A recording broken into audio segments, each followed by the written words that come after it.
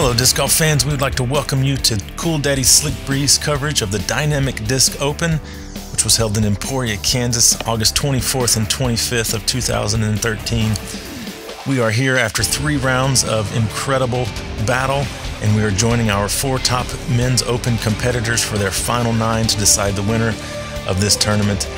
This was taking place at Jones Park in Emporia, Kansas on both the east and the west course. So coming into the final 9, leading the tournament with 151 strokes, we have Ron Convers out of Blackwell, Oklahoma. He was playing this tournament as a 1,006 rated player. Ron has been around for a long time, but don't let that fool you. He is an incredible thrower of the disc and one of the best putters on tour.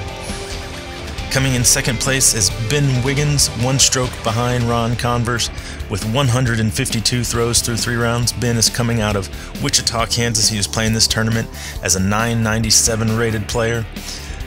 In third place, we have Nate Martin, and he is tied also with Crispin Carrasco. Both of them had 156 throws through 3 rounds. Nate is coming to us from Salina, Kansas, rated at 990, and Crispin is coming from Wichita as well, and he is at 993 when this tournament began. A couple of things to know about Emporia Golf. This course is on and around a hill, and so what that means is that you are going to have swirling winds, because after all, this is Kansas, so there's going to be wind, and because of the hill, sometimes it's going to be swirling around. Not quite sure where it's going to come from. You will see lots of times during this final 9 where the players are testing the wind. It is always a factor on this course, and whoever can handle it well generally is the one that comes out on top. And so the first up for our final 9 is going to be hole number 11 on the west course. This is a 420-foot hole, slightly downhill, and you're kind of throwing down through a culvert. We're going to join Ron on the tee, and let's see how he handles this first hole.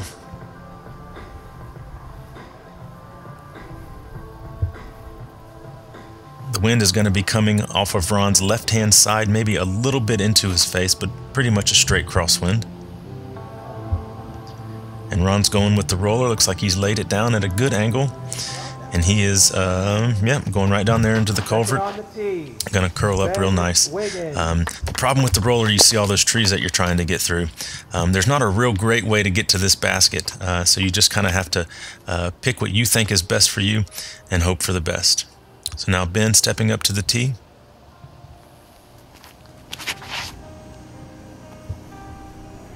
Looks like he's going with the roller as well.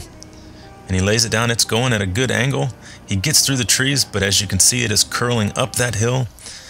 Depending on where he's at, he might have stymied himself behind the cedar trees. We'll have to wait and see. Next up, Nate, going with the roller also. Puts it down at a good angle. Oh, but he catches something on the ground there. That is bad luck, and he rolls up onto the left-hand side, and those cedar trees are definitely in between him and the basket. That is a tough break on what was a good shot for Nate. Crispin Carrasco listening to the crowd, getting him pumped up.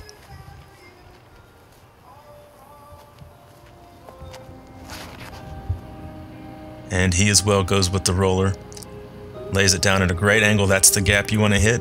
Kind of curled down that hill. Yes, that's a really well-placed roller. Crispin leaves himself probably 70 feet, looking wide open right at the basket. So we're going to join Nate on this left-hand side, and you see he does not have a straight shot, so he's going to have to try to flick something around the trees. And he gets hung up just a little bit, but he still should have a pretty decent look at saving his par. Crispin now, at this point, you just want to give it a gentle run. You don't want to risk going very far past. And so Crispin dumps it up there to about 10 or 15 feet and leaves himself a nice look at the par. Ben now, it doesn't look like he was stymied by the tree, so he's got maybe a straight shot at it. Gives it a run, leaves himself just a little bit of cleanup work. Good spot to be. And Ron has gone all the way down. Looks like he's probably only about 50 or 60 feet. And you may think that, well, he's in the trees here. However, I'd be willing to bet Ron gives this a go. He is known as a good putter and a good wind thrower. Ron comes it up just a little bit short. So we'll join our guys on the green with everybody tapping in to get their 3. which isn't a bad score on this hole. That's generally what most people are going to get. You just want to stay out of trouble, especially on the first hole of a final nine. Keep yourself in the race and wait till a hole where there's some possibility of some stroke swings. So as Ron and Nate clear out, we will head on over to our next hole, number 2 of the final 9.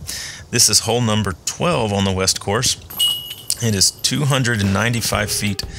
There's a couple of different pin positions. The one that these guys are playing, it is curled around to the right-hand side behind some very thick cedar trees. You can either go with a roller or a flick or an ante, but it is a tough pin to get to.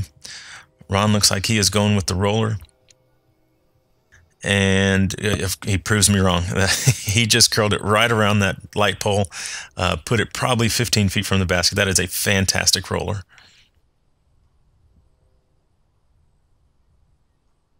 Ben looks like he is going to go with the air shot, trying to ante it out, but it is not anteing, and oh boy, he has gone behind that tree.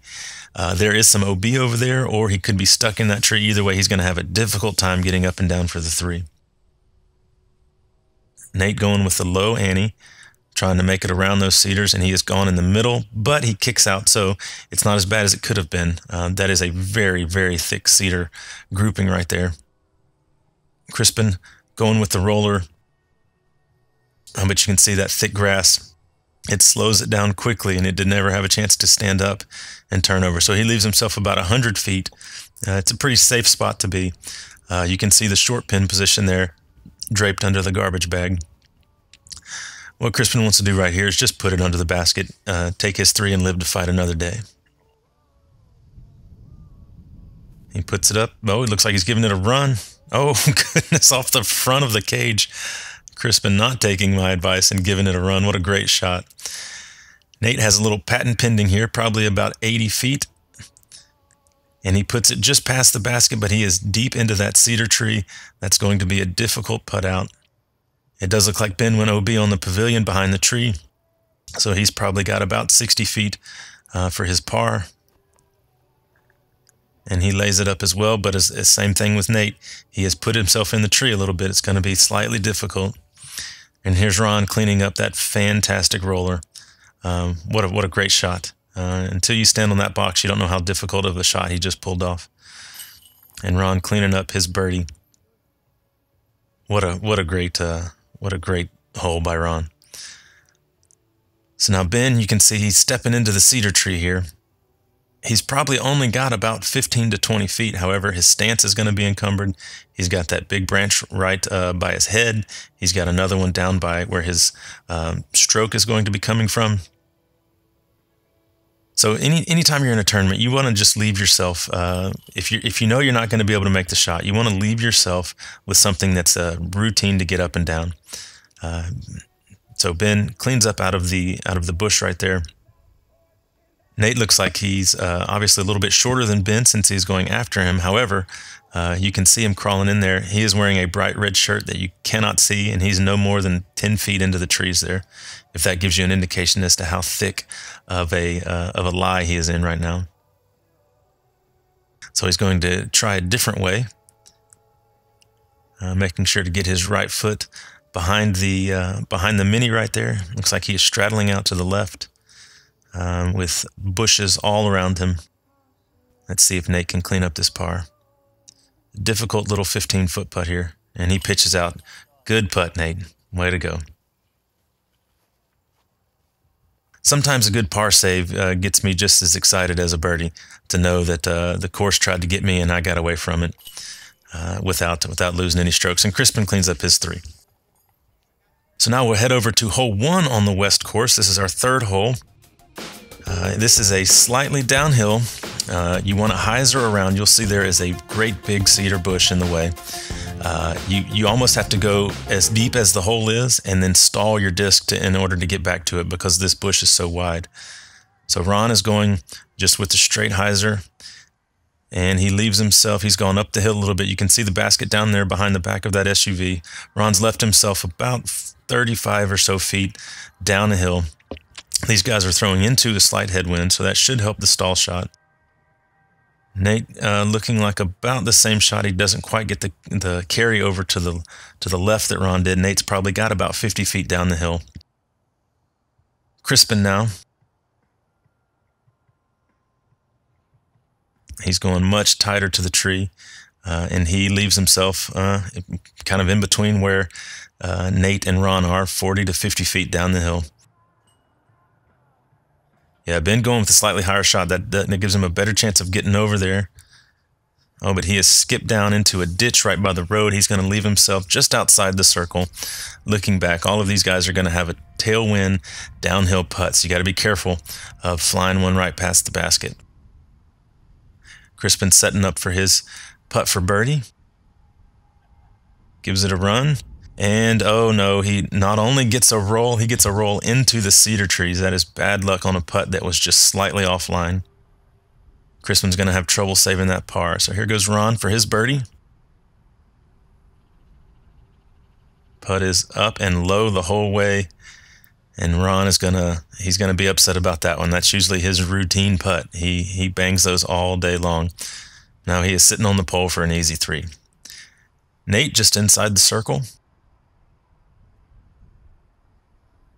His putt's up, and same thing. He doesn't give it enough juice, and he comes up short. And his tailwind must be blowing a little more than we're giving it credit for, because either they are scared to go long and they're not giving it enough energy, or the wind is making those discs drop, as a tailwind is wont to do. So here comes Ben stepping up. Hopefully one of these guys can get this birdie hole. This is one I'm sure they all imagine having good putts on. And Ben is up, and same thing. He is low, hits the cage. So here goes Crispin with trying to save his par after that bad roll. Putt is up, off the top, and Crispin is going to have about 10 or 12 feet in order to get his bogey. But you got to be careful on a putt like this that you don't step up angry that you just bogeyed a hole that you were hoping to birdie.